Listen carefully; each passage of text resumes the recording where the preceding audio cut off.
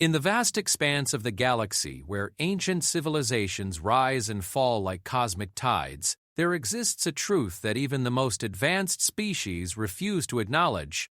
Humans are terrifyingly unpredictable.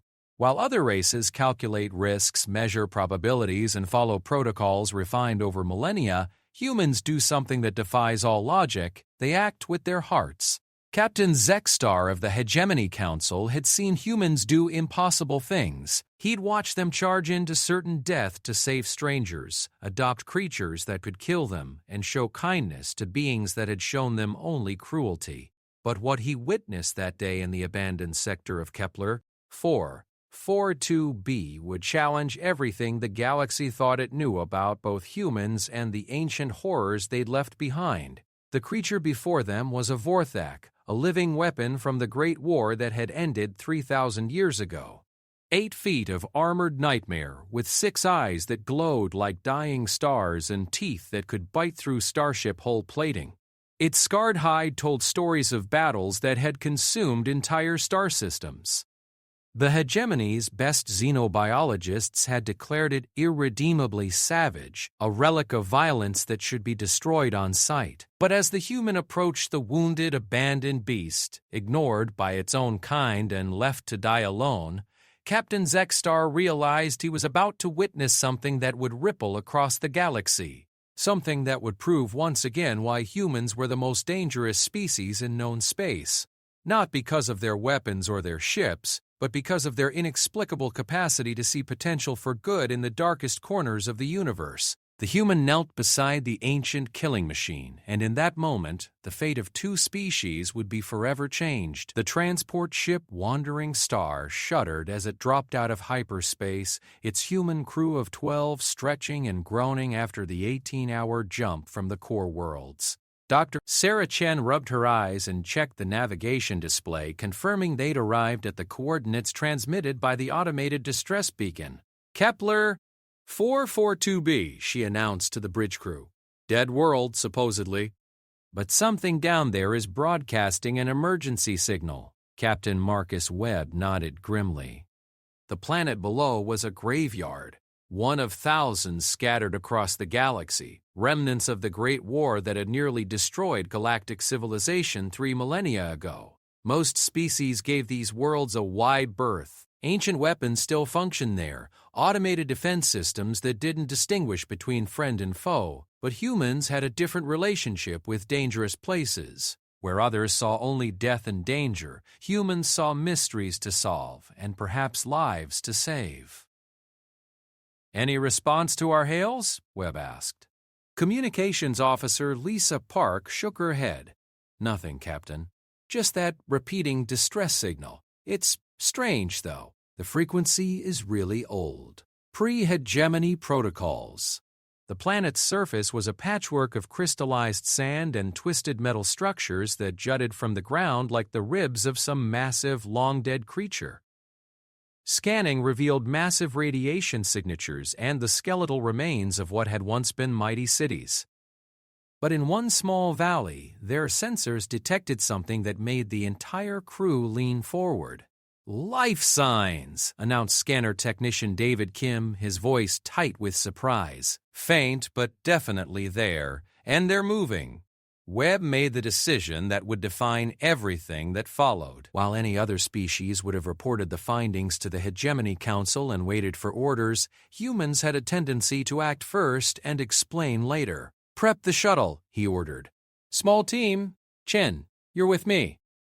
Park, Kim, and... He paused, scanning the bridge. "Rodriguez?" "We go in light and careful." Engineer Maria Rodriguez looked up from her console. "Captain, the readings down there are off the charts. Whatever's alive on that planet has been exposed to enough radiation to kill most known species 10 times over." "Most known species?" Webb repeated with a slight smile. "But we're not most species, are we?" An hour later, the shuttle descended through the planet's thin atmosphere, its heat shields glowing red-hot as they cut through layers of radioactive particles that danced like deadly snow around their craft. Chen monitored her instruments carefully, noting radiation levels that would require full environmental suits and limited exposure time. The landing site was a circular clearing surrounded by the twisted remains of what had once been towering spires. Now they were nothing more than melted slag, frozen in positions that suggested they'd been destroyed by weapons of unimaginable power. The shuttle sensors painted a picture of devastation that spoke to the terrible efficiency of the Great War. "Distress signal is coming from bearing 270, Park reported as they sealed their environmental suits. About half a kilometer through that canyon, the landscape they traversed was alien and hostile. The ground beneath their feet was glass, melted and reformed so many times that it created a rainbow pattern that was beautiful and terrifying in equal measure. Strange formations of metal and stone reached toward the ash-gray sky like the fingers of buried giants, and the Geiger counter on Chen's belt clicked constantly, a metallic heartbeat counting the invisible death that surrounded them. "I'm reading massive structural damage everywhere," Rodriguez reported, her engineering eye taking in the devastation. "Whatever happened here, it wasn't just weapons fire. The molecular structure of these materials has been fundamentally altered. They followed the signal through a canyon whose walls bore scorch marks that climbed hundreds of feet toward the sky. At the bottom, hidden beneath an overhang of twisted metal, they found the source of the transmission." Dr. Chen stopped dead in her tracks, her breath fogging the inside of her helmet visor. "My God," she whispered. Before them lay a creature that seemed to have stepped out of humanity's darkest nightmares. 8 feet long and 4 feet tall, its body was covered in what appeared to be natural armor plating, dark gray and scarred with the marks of countless battles. 6 eyes, each the size of a human fist, were set into a massive skull that ended in a mouth filled with teeth designed for tearing through metal as easily as flesh. But it was clearly dying. One of the creature's rear legs was mangled beyond repair, twisted at an angle that spoke of agonizing pain. Deep gashes covered its armored hide, some old and healed, others fresh and still seeping a dark fluid that looked disturbingly like blood. Its breathing was labored, each breath a struggle that racked its enormous frame. "Vortak," Kim breathed, his voice barely audible through the communication system. "It's a Vortak battlehound." The words sent a chill through the team.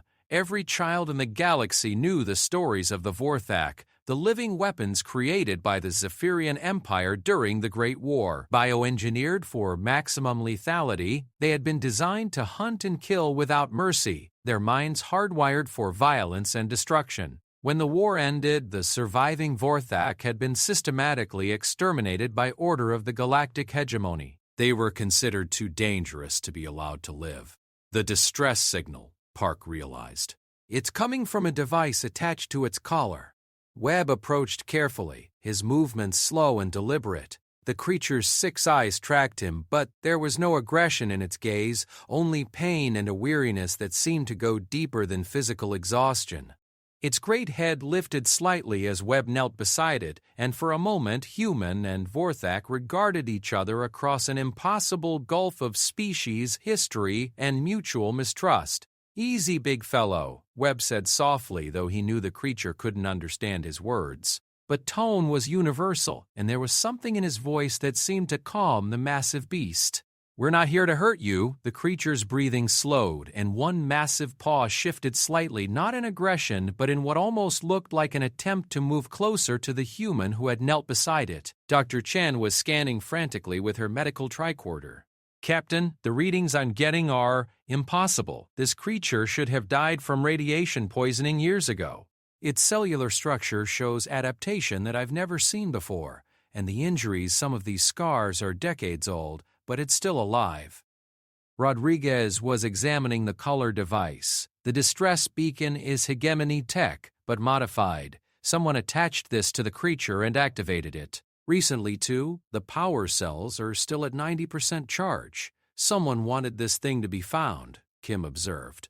Webb continued to kneel beside the Vortak, studying its massive form. According to every textbook, every military manual, every piece of xenobiological data in the hegemony archives, this creature was a monster, a living weapon designed for one purpose, to kill. But looking into its 6 eyes, Webb saw something else entirely.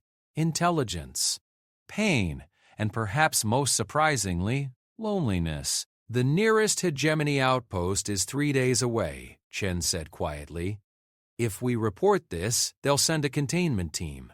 And containment teams don't take prisoners when it comes to Vortek." The unspoken question hung in the air between them. By all rights, they should report the discovery immediately. A living Vortek was a threat to galactic security, a remnant of the most terrible war in recorded history. The safe, legal, proper thing to do would be to call for backup and let the experts handle the situation. But humans rarely did the safe, legal, proper thing. Webb made his decision the way humans always did, not with careful calculation, but with instinct and emotion and a stubborn refusal to abandon something in need. "Rodriguez, can we modify the shuttle's cargo bay to accommodate our friend here?" The engineer blinked. "Captain, you can't be serious. That thing is a Vorthak. It's dying," Webb finished. "It's dying, and it's alone, and someone wanted it to be found. Maybe its own people abandoned it here. Maybe they thought it was too old, too injured, too much trouble to keep around." His voice hardened. "But we're not them." Chen looked between Webb and the massive creature. "The medical implications alone, Captain. If I could study this creature, learn how it survived the radiation, adapted to this environment, the knowledge could save millions of lives. And if the hegemony finds out we're harboring a Vorthak without reporting it, they'll court-martial us and incinerate everything we hold dear." Kim pointed out. Webb reached out slowly, carefully, and placed his gloved hand on the creature's massive head. The Vorthak's eyes closed, and for the first time since they'd found it, its breathing seemed to ease.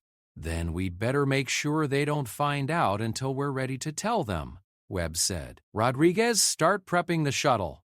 Park, send a message to the Wandering Star. Tell them we're bringing aboard a scientific specimen. Chen, what do you need to keep our friend here alive until we can get him proper medical attention? Doctor." Chen was already running calculations in her head. Portable life support, pain management, wound treatment. "I can stabilize him, but, Captain, I'm not a veterinary xenobiologist." "I don't know what I'm doing." "None of us do," Webb admitted. "But we'll figure it out. We always do." As the team worked to prepare for an evacuation that defied every regulation in the Hegemony book, none of them noticed that the Vorthak's 6 eyes had opened again, watching the humans with an expression that seemed remarkably close to hope. The creature had been abandoned by its own kind, left to die alone on a dead world with nothing but pain and radiation for company. But these strange bipedal beings, these humans, had done something unprecedented. They had seen a monster and decided to see a patient instead. It would be the first of many such decisions that would reshape both species' understanding of what was possible when compassion overruled fear. The shuttle lifted off 2 hours later, its cargo bay modified with emergency life support systems and carrying the most dangerous passenger in galactic history. But Marcus Webb didn't think of the creature as dangerous. He thought of it as the beginning of something extraordinary. After all, humans had a long history of taking in strays. The Wandering Star's medical bay had never been designed to accommodate a patient the size of a small spacecraft. Dr. Sarah Chen stood before the creature they'd rescued, her medical instruments spread across 2 tables, feeling more like a mechanic trying to repair a tank than a physician treating a patient. The Vorthak, whom Captain Webb had started calling Rex despite the creature's obvious lack of any resemblance to an Earth dog, lay on a hastily reinforced surgical platform that groaned under his weight. His breathing was steadier now, helped by the portable atmospheric processors that Rodriguez had rigged to filter out the worst of the radiation-tainted air from his damaged lungs. "Vital signs are stabilizing," Chen reported to Webb, who stood nearby watching the proceedings with the kind of protective intensity usually reserved for family members. "But Captain, I have to be honest. I'm working completely blind here. Everything I know about Vorthak physiology comes from 3,000-year-old military reports that were more concerned with how to kill them than how to heal them. Rex's 6 eyes tracked between the humans, alert despite his obvious pain. The emergency surgery to repair his mangled leg had required 3 hours and some creative engineering from Rodriguez, who had fabricated bone pins from titanium alloy and synthetic tendons from polymer fiber. It wasn't pretty, but it was functional. "He's watching us," observed Communications Officer Park, who had appointed herself as the creature's unofficial behavioral analyst. "Not like a predator evaluating threats. More like he's trying to understand what we're doing." Intelligence assessment from the war records rated Vorthak cognitive ability somewhere between a dolphin and a primitive humanoid, Chen said, carefully cleaning a particularly deep wound on the creature's flank. But those assessments were made by people who were trying to kill them, not communicate with them. The wound she was working on was old, decades old by her estimation, but had never healed properly. The edges were infected with some kind of metallic contamination that glowed faintly in the medical bay's lights. As she carefully extracted fragments of what appeared to be crystallized energy, Rex's massive head turned toward her, watching her work with what seemed like curiosity rather than fear. "Easy, big guy," Chen murmured, the same way she would speak to any patient in pain. "I know it hurts, but we're going to fix you up." To her amazement, the creature's breathing slowed in response to her voice, and his eyes seemed to focus on her face with unmistakable intelligence. Captain Webb had been monitoring communications from the bridge, and his expression was troubled as he returned to the medical bay. "We've got a problem. Hegemony patrol ship Righteous Purpose is 3 hours out and requesting our status. Captain Zixstar wants to know why we deviated from our authorized course." Chen's hands stilled on her instruments.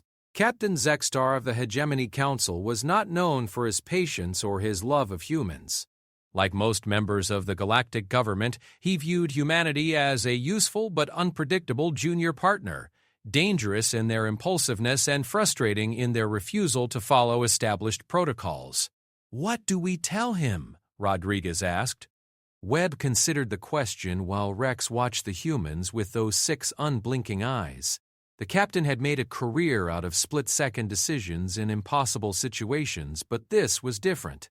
This wasn't about saving human lives or protecting human interests. This was about something larger, about what it meant to show mercy to a creature that the galaxy had written off as irredeemable. "We tell him the truth," Webb decided, "eventually. But first we need to prove that we were right to bring Rex aboard."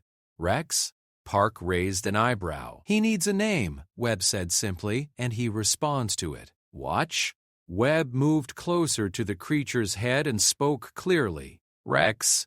The massive head turned immediately toward him, 6 eyes focusing with unmistakable recognition. A low rumble emerged from the creature's chest. Not quite a purr, not quite a growl, but something that spoke of acknowledgement and perhaps even contentment. Dr. Chen stood back from her work surveying the patchwork of bandages and synthetic repairs that covered the creature's form. "His physical condition is stabilizing, but Captain, there's something else. The cellular samples I've taken show adaptations that shouldn't be possible. This creature has been exposed to levels of radiation that would kill any known species, yet his cells have adapted to not just survive but thrive in that environment." She pulled up a holographic display showing Rex's cellular structure at the molecular level. "Look at this. His DNA has been modified, not by the original bioengineering that created the Vorthak, but by something else, something that happened after the war ended. The implications were staggering. The Vorthak had been created as living weapons, bioengineered for maximum lethality and minimal lifespan. They were designed to be expendable, their biological systems programmed to burn out after a few years of combat effectiveness. But Rex had survived for decades after the war's end, adapting and evolving in ways that defied everything the galaxy thought it knew about bioengineering. "There's more," Chen continued, her scientific excitement overriding her caution. "The neural pathways in his brain show development patterns consistent with advanced learning and memory formation. This isn't just a weapon, Captain. This is a person.